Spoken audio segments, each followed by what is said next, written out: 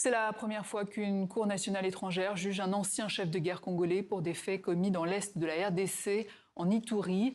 Roger Lumbala a donc été condamné à 30 ans de réclusion criminelle à Paris pour complicité de crimes contre l'humanité pour des actes commis en 2002 et 2003.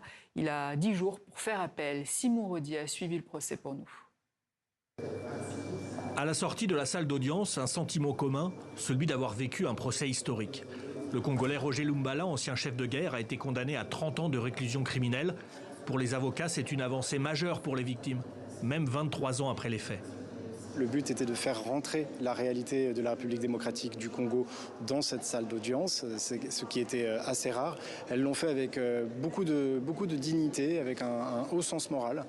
Elles ont regardé les juges dans les yeux pour leur expliquer ce qui s'était passé et je les ai sentis plutôt soulagés après avoir fait tout ce chemin pour venir ici. Et il y en a même une qui nous a dit « ça y est, on est enfin pris pour des êtres humains ».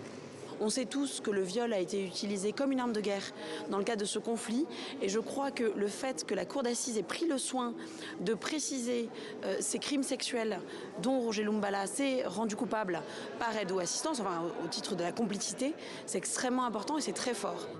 Les victimes ressentent elles aussi une forme de soulagement, surtout en ayant vu Roger Lumbala face à elles. J'entendais parler de lui et j'avais vu seulement ses troupes lors de l'opération Effacer les tableaux et que vraiment j'avais envie de le voir puisque lors de cette opération mon père a été abattu comme un animal. Alors je m'imaginais, est-ce que c'est une personne comme nous autres? D'après tout ce que nous avons vécu, au moins pour la première fois, c'est une façon aussi de mettre fin à l'impunité.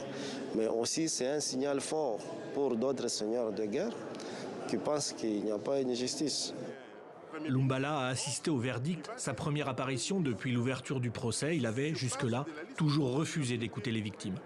Il a désormais 10 jours pour faire appel de la décision de justice. Et j'ajoute que les avocats de Roger Lumbala ne se sont pas exprimés.